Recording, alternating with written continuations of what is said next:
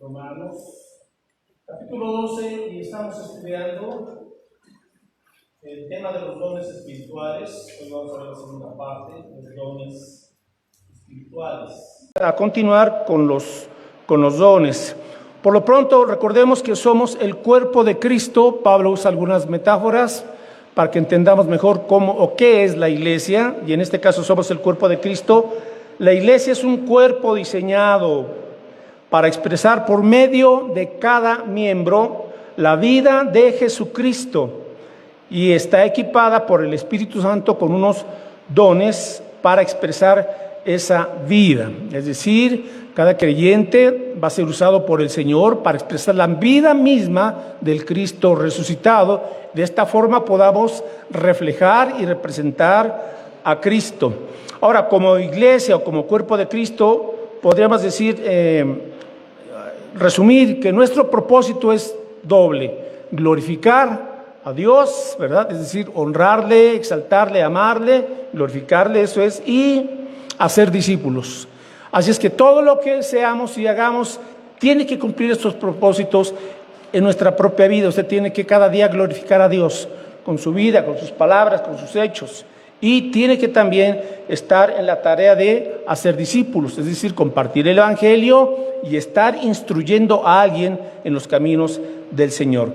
Ahora, ya que estamos viendo el tema de los dones, dijimos que un don espiritual es una habilidad espiritual que nos da el Espíritu de Dios para dos cosas: la edificación de la iglesia, ¿verdad?, para la madurez del cuerpo de Cristo, y dos, para la evangelización del mundo. Entonces también nuestros dones tienen esos dos propósitos: contribuir a que el cuerpo de Cristo sea un cuerpo maduro, sólido, se esté edificando, y que también estemos ganando almas para Cristo.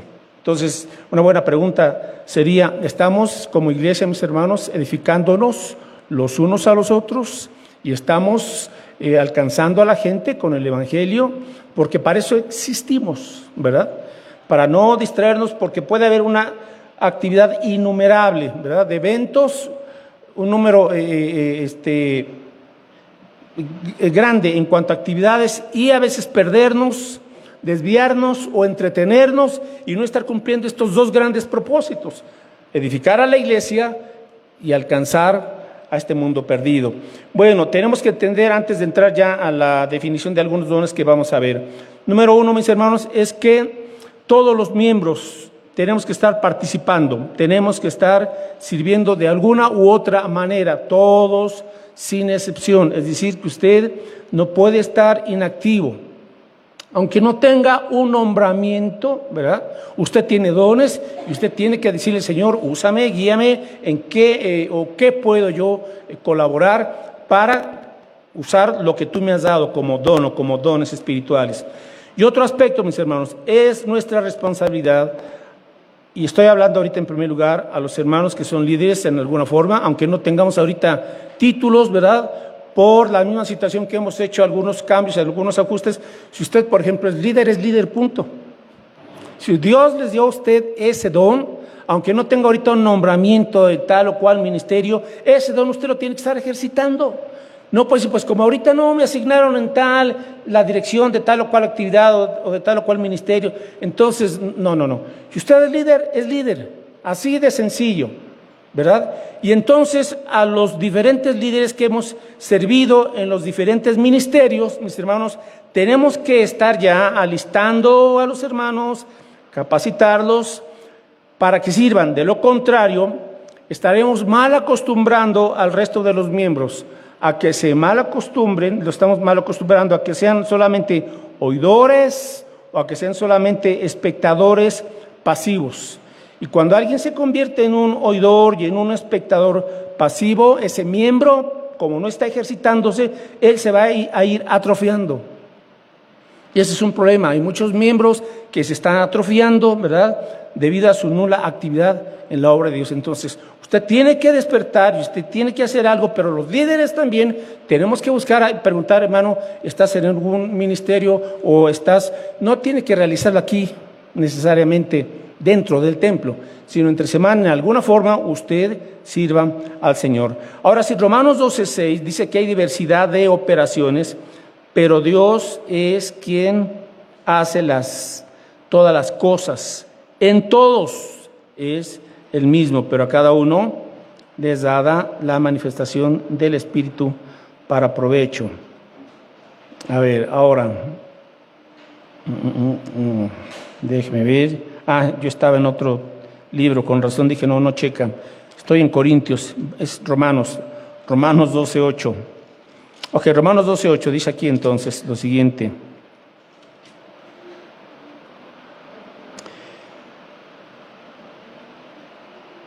El que exhorta en la exhortación, ese lo vimos la semana pasada, el que reparte con liberalidad, o sea, el que da con generosidad, el que preside, es el don que vamos a ver hoy, el que preside, o sea, el que dirige, o sea, el que es líder.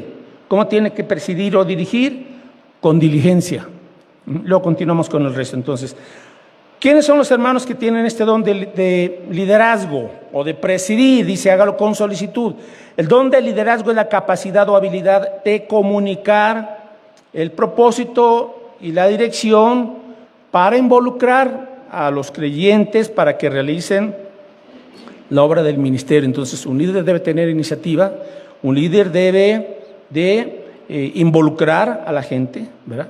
Para que cumplamos nuestro propósito, mis hermanos, porque como ovejas pues nos descargamos muy fácilmente, ¿verdad? Así es que quien tiene esta capacidad puede dirigir a otros para que trabajen juntos y en armonía. Un líder tiene que involucrar a la gente para que trabajen juntos y armónicamente para alcanzar la meta de un ministerio. Ahora, pueden ser 2, 3, 4, 5 o muchísimos más hermanos, la cantidad no importa, pero usted ya tiene gente a la cual está guiando, dirigiendo e involucrando.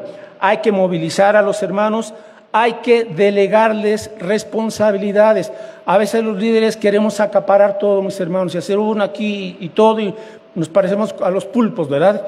Haciendo todo y nosotros solitos, ¿verdad? Sin delegar, sin alistar, y eso es un error, porque a veces porque pensamos no hay nadie que lo haga como yo. Incorrecto. Nuestra labor es te equipo, te preparo. No tienes experiencia, todos comenzamos así, sin experiencia, no sabiendo, vamos aprendiendo y en base a esa experiencia paso a paso vamos creciendo, y es la función del líder, ayudarle a desenvolverse, ayudarle a ir creciendo, ayudarle a ir tomando experiencia, guiarle, enseñarle, a veces corregirle, etcétera. Pero esa es nuestra función. No podemos acaparar un ministerio, porque otra vez, sin querer queriendo, estamos volviendo a los hermanos inactivos, oidores, pasivos. Y le estoy diciendo que esto ocurre en el 90% de las iglesias. El cuerpo de Cristo, y hablo en general, está semi-paralizado. Porque muchos hermanos piensan, asisto y escucho y ya cumplí. No, es asisto, escucho, aprendo y me involucro. Ese es el punto. ¿Por qué muchos hermanos no crecen? Porque les falta eso, involucrarse.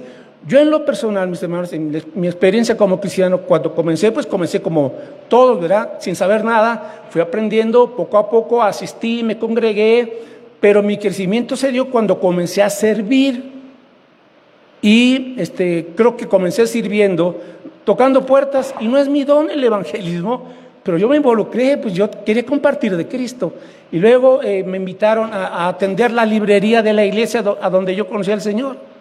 Y estuve casi 1 año y medio ahí en la librería. Entonces, poco a poco fui experimentando por aquí, experimentando por allá. Luego di clases a los niños, en fin, temporaditas. Pero fui adquiriendo experiencia hasta que ya entendí el llamado del Señor, los dones que Dios me había dado, y vámonos, ¿verdad?, a servir al Señor. Usted va realmente a madurar y a crecer cuando comience a servir. Si no, mis hermanos, va a llegar el punto en donde se va a aburrir de no hacer nada, ¿verdad? Satanás lo va o la va a guiar a otras cosas para que usted, como dice, pues como no hago nada, no sirvo, pues entonces voy a hacer esto.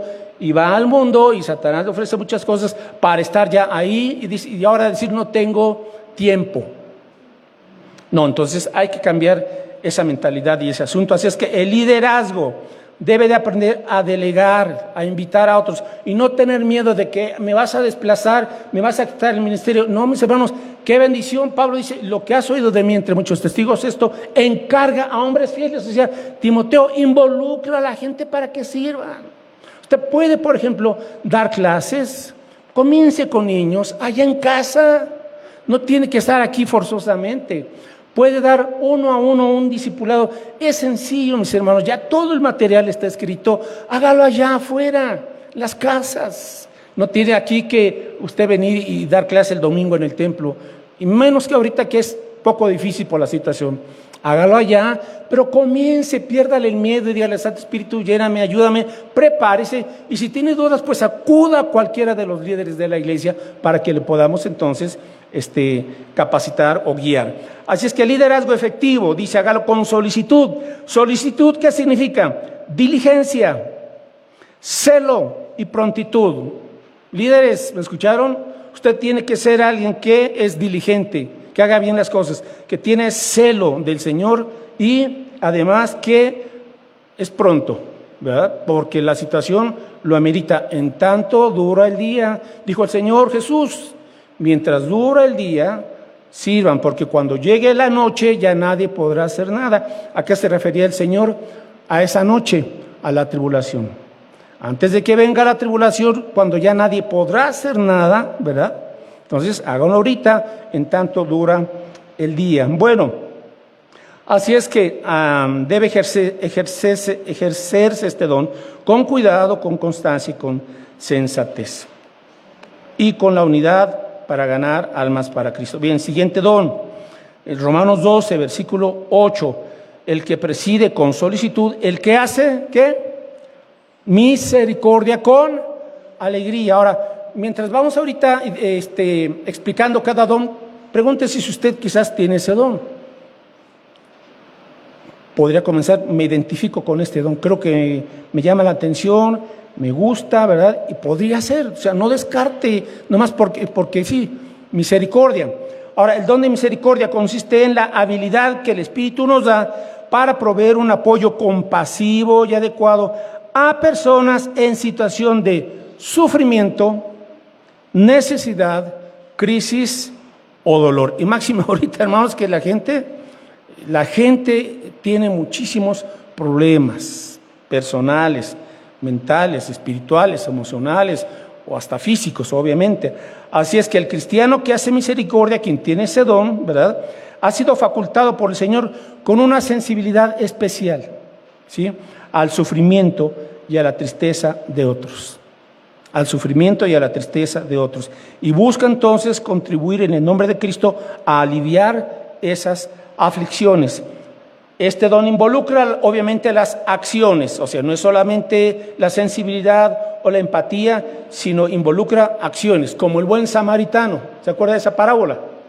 Bueno, pues aunque el sacerdote y el levita pasaron allá a un hombre medio muerto, a un samaritano, a un inconverso medio muerto, gentil, que estaba ahí herido, llega el samaritano y es él, en lugar de los religiosos que no hicieron nada, es él quien tiene compasión, ¿verdad?, y atiende al herido. Bueno, la misericordia tiene que ser algo práctico, no solamente de, ay, cuánto lo siento, sino quien tiene este don trabaja y ayuda en el sufrimiento de esas personas, visitando, por ejemplo, personas enfermas o hermanos enfermos, sirviendo a los pobres, gente discapacitada, etcétera, etcétera.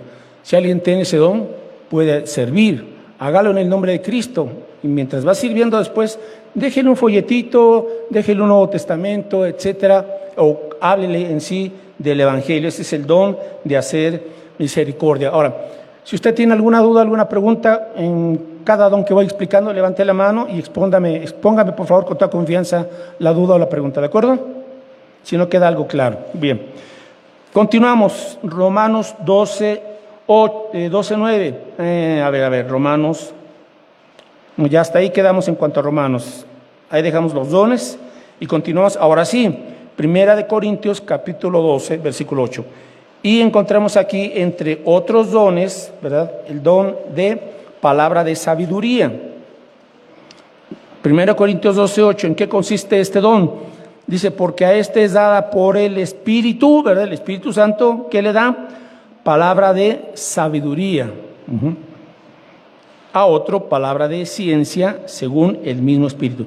¿En qué consiste el don de palabra de sabiduría? Bueno, es la habilidad de entender la voluntad de Dios y aplicarla fielmente.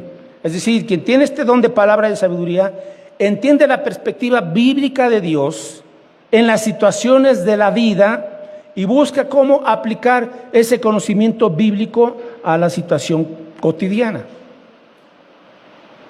Es la habilidad para hacer aplicaciones apropiadas y prácticas de la Escritura a las situaciones y a los problemas de las personas. Es decir, analiza una situación correctamente y haya una palabra para dar un consejo bíblico. ¿Alguien se identifica con este don? Entiende la voluntad de Dios, pero no solamente la entiende en cuanto a un problema, sino que sabe cómo aplicarle a ese problema los principios bíblicos, palabra de sabiduría. A veces hay problemas con una persona, ¿verdad? Alguien tiene que hacer una decisión y dice, tengo esto y esto y esto y aquí, no sé qué hacer. Entonces, quien tiene esa palabra de sabiduría, capta a la luz de la perspectiva de Dios, puedes hacer esto o esto, ¿verdad? Entonces, da un consejo sabio, da un consejo de la palabra. No da el consejo de usted da el consejo de Dios, porque a eso fuimos llamados, mis hermanos, ¿sí? Palabra de sabiduría. Luego, seguimos en 1 Corintios 12:8, B, palabra de ciencia. Palabra de ciencia, ¿en qué consiste? Es la habilidad de estudiar la Biblia y descubrir que el sentido del texto y su contexto. Esto es muy importante, el don de palabra de ciencia.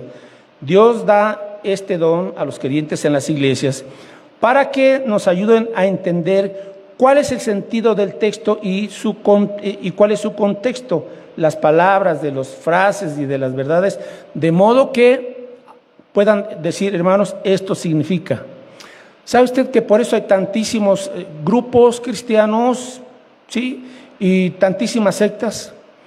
Porque no han sabido usar el don de palabra de ciencia y cada quien interpreta la Biblia a su conveniencia o según su entender.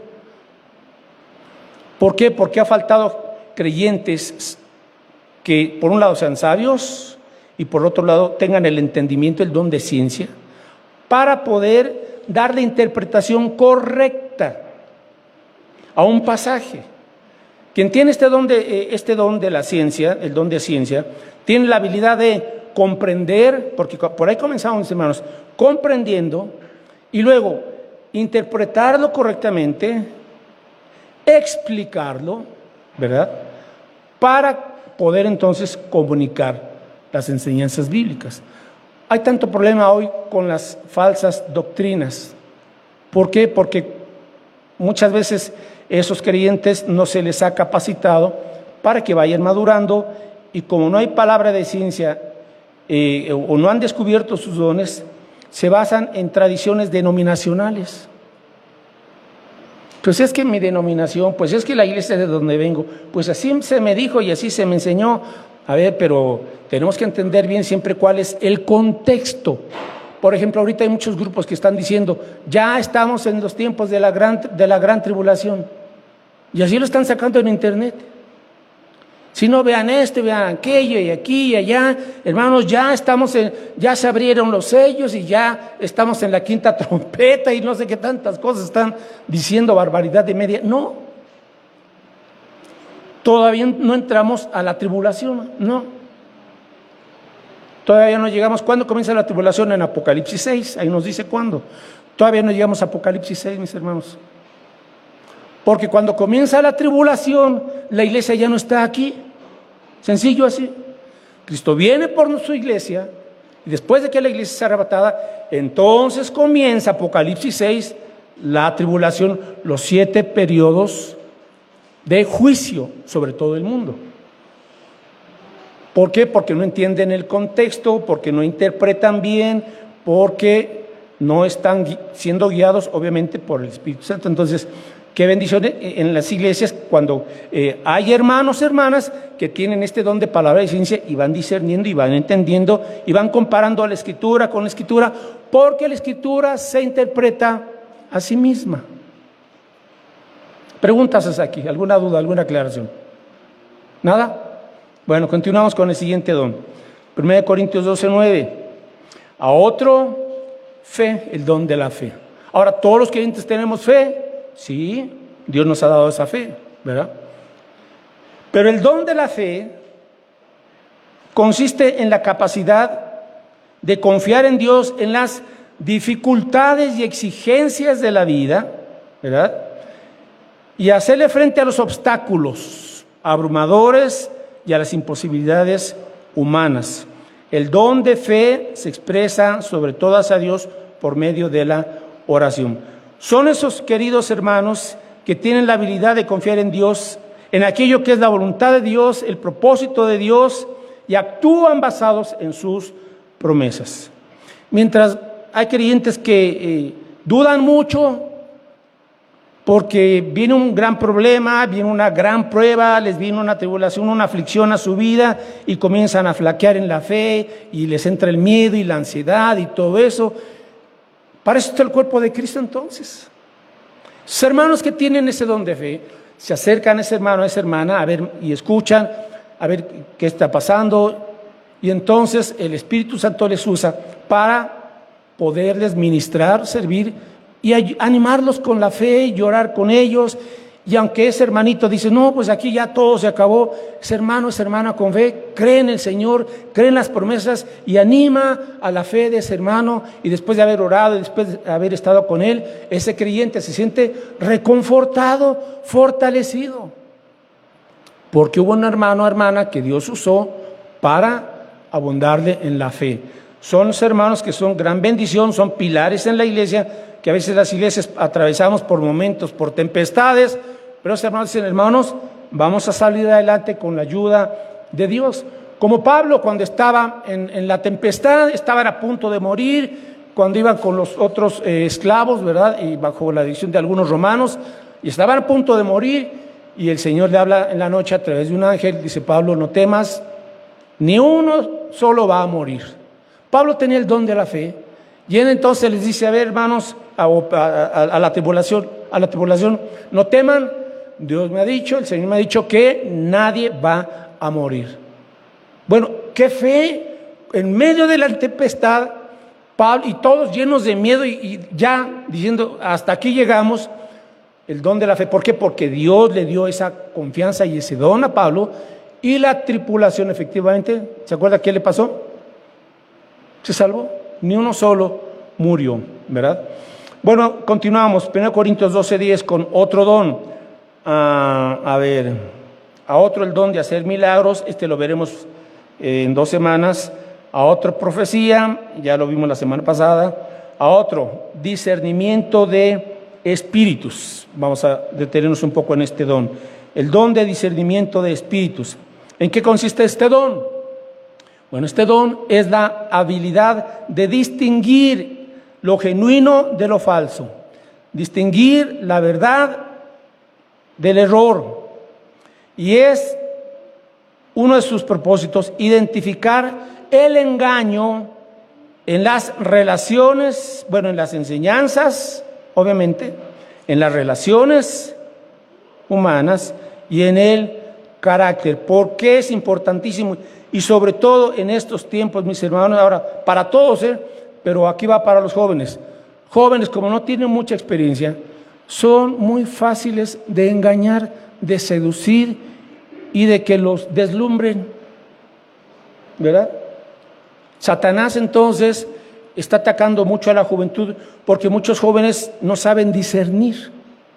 Hay amistades que a veces tienen su propia agenda oculta, ¿verdad? Y te buscan para algo. Adolescentes y a veces jóvenes. Hay actividades, hay enseñanzas, aún a través de algunas formas de entretenimiento. Satanás es el padre de mentira y Satanás siempre está falsificando, siempre. Satanás está engañando, Satanás está falsificando también el mensaje de Dios y la obra de Dios.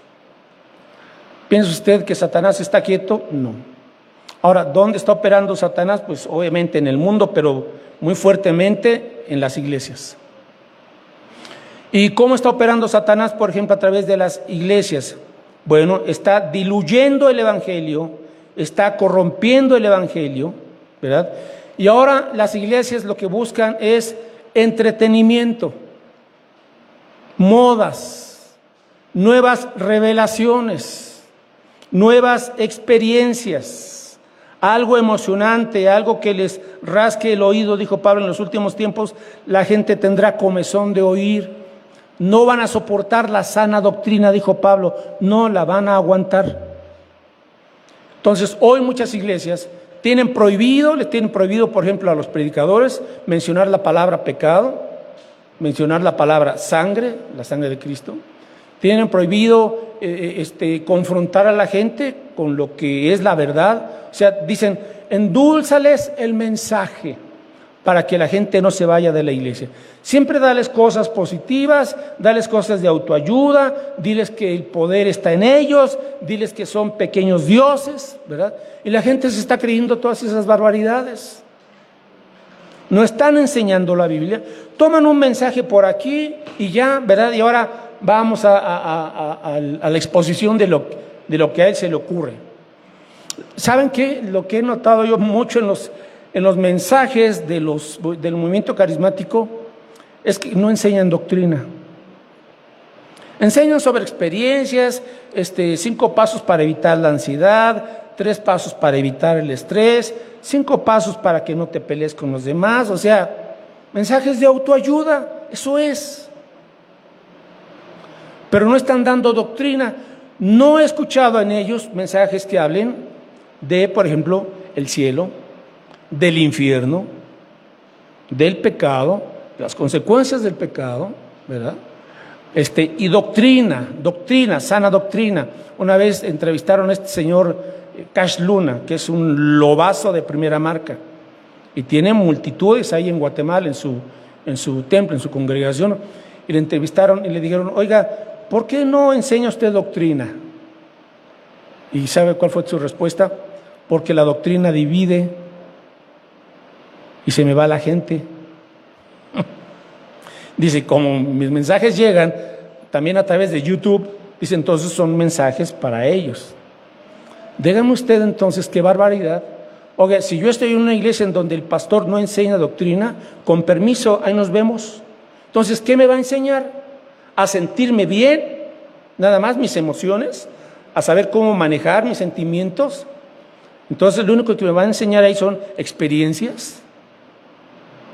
Por eso la gente está asombrada con las caídas y que les dan retortijones por aquí y que se sienten caliente el cuerpo y piensan que ese es el poder de Dios y que cae oro del cielo y bueno, una serie de barbaridades. Pero pregúnteles de doctrina, dígales, ¿qué significa la justificación? Explíqueme. ¿Qué significa el arrepentimiento? ¿Qué significa la regeneración? ¿Qué significa la santificación? ¿Qué significa la glorificación? Estoy hablando de doctrinas básicas, ¿eh? ¿Qué significa la glorificación? A ver, si usted le preguntaran eso, respondería, comenzando con lo que estamos aquí. ¿Sabe? Usted debería de saber qué significa, bueno, por un lado el pecado, o sea, las doctrinas básicas de la salvación, el arrepentimiento, la justificación, y luego, ¿qué más? La conversión. ¿Qué es la conversión? ¿Qué es la adopción? La santificación y la glorificación. Ahora, ¿sabe usted dónde está todo eso explicado? En el discipulado 1 ahí lo tenemos. Esas doctrinas básicas, ahí están. Lo que pasa es que algunos de ustedes que ya tomaron ese curso, pero lo hicieron de noche. Si no lo tiene, pues, ¿qué espera? si ya lo tienes, el nuevo discipulado que tenemos, pues repáselo, que nos hace falta una buena repasadita, mis hermanos. Bueno, entonces, la importancia de quien tiene este don de discernimiento puede ver más allá de lo que se está proponiendo externamente, ¿verdad? Y este don sirve para exponer las imitaciones y engaños que la mayoría de los cristianos tomarían como genuinas. Es importante este don para proteger y guardar a los miembros del cuerpo de Cristo de las falsas doctrinas y de conductas impropias. Bien, en penúltimo lugar, vamos con el don de ayudas. 1 Corintios 12, verso 28. Dice aquí, y aún nos puso Dios en la iglesia, primeramente apóstoles, esto lo veremos en 2 domingos, y luego profetas, también lo vamos a ver después. Lo tercero, maestros, lo vamos a ver, aunque hablamos ya de enseñanza, pero este don lo hablaremos el próximo domingo. Luego los que hacen milagros, lo veremos en 2 domingos.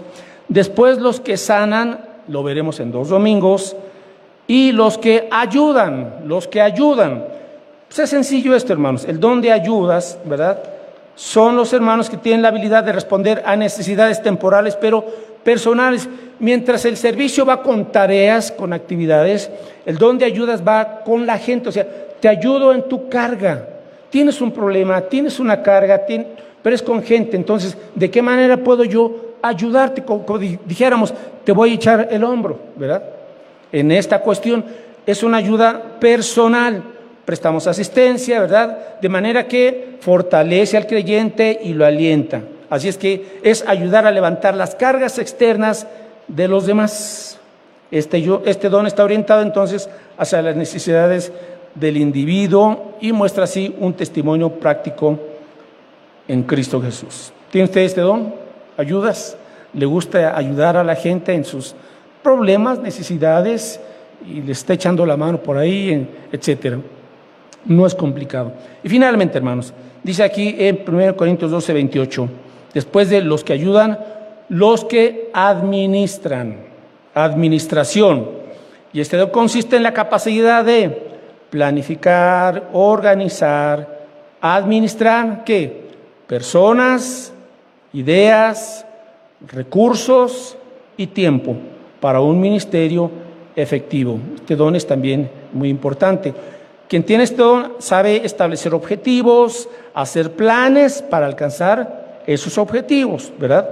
Y también este don de administración incluye la habilidad para coordinar detalles y ejecutar las acciones necesarias. O sea, para que no se le haga bolas el engrudo. Muchas veces uno tiene ideas aquí y allá y no tiene este don de administración, entonces siempre le falta tiempo. Siempre le falta dinero. ¿Y dónde dejé esto? ¿Y dónde dejé esto por acá y aquí y allá? Bueno, aunque no tenga el don, pues se puede aprender a administrarse bien. Pero quien tiene este don, detalles. Falta esto, falta aquí, hay que hacer este movimiento, le está haciendo falta aquí van ideas, hace falta gente. O sea, saben administrar detalles, también gente, planes. Entonces, son hermanos que ayudan mucho en las logísticas a preparar estos elementos y son una grande bendición. Bien, antes de ir a la conclusión, ¿preguntas? Hasta aquí, mis hermanos. ¿Dudas? ¿Ninguna? ¿Alguien más o menos se identifica con algún don o no? ¿Nada? Sí, ok, qué bueno. Conclusión, mis hermanos. Entonces, ¿cómo le hago para descubrir mi don? Bueno, a usted le va a gustar eso que comienza a hacer, por lo regular, y luego goza el servir en tal o cual ministerio, tal o cual actividad. 2, usted tiene la habilidad, la va descubriendo, mira, un poquito de preparación, de experiencia, y lo aprende y sabe hacerlo poco a poco. Y finalmente, hay fruto, hay fruto. Cuando usted realiza una actividad, está viendo gozo en su vida y ve bendición, o sea, ve fruto en lo que usted está realizando. Por lo menos le paso estos 3 tips para que usted ya confirme cuál o cuáles dones tienen. Todavía nos faltan 2 domingos más para terminar este tema de los dones. Como le dije, la siguiente semana, la segunda semana de hoy, a partir de hoy, hablaré de los dones de señales. Los dejé al último. La próxima semana hablaré de Efesios 4, donde están otros dones espirituales. Bueno, ahora sí, conclusión, mis hermanos. Hay que descubrir ¿Qué dones le ha dado el Espíritu Santo? 2, usted como creyente tiene un lugar y una función. Cúmplala. 3, usted es un ministro, un servidor o servidora de Cristo y ya debiese de estar sirviendo en algún ministerio. 4, como miembros del cuerpo de Cristo debemos relacionarnos en amor, guardar la unidad. 5, todos debemos de preocuparnos los unos por los otros, todos. Y finalmente, nuestro llamamiento principal es ganar almas para Cristo y discipularlas. Mientras usted descubre su don, debe estar ganando almas para Cristo. Amén. Oramos. Gracias, Padre, por tu palabra, porque nos has dado, Santo Espíritu, estos y muchos dones más a tu iglesia, a tus iglesias, al cuerpo de Cristo, para que como cuerpo de Cristo, Señor, la vida de Cristo que está en nosotros pueda compartirse, pueda, Señor, demostrarse, aplicarse, y la gente, por un lado, del mundo, experimenten, Señor, que Cristo vive en tu pueblo. Y en segundo lugar, en tu pueblo mismo, Señor, que podamos edificarnos a través de los dones, de estas capacidades, de estos regalos que tú ya nos has dado. De tal manera, Señor, que al participar cada miembro pueda recibir crecimiento, fruto, al igual que toda tu iglesia pueda seguir creciendo en fe, en amor, en esperanza, en santidad y en almas nuevas y en nuevos discípulos. Bendícenos, Santo Espíritu, guíanos y que podamos, Señor, pues servirte y ver la bendición que es ser instrumentos de bendición para los demás. En el nombre de Cristo Jesús. Amén.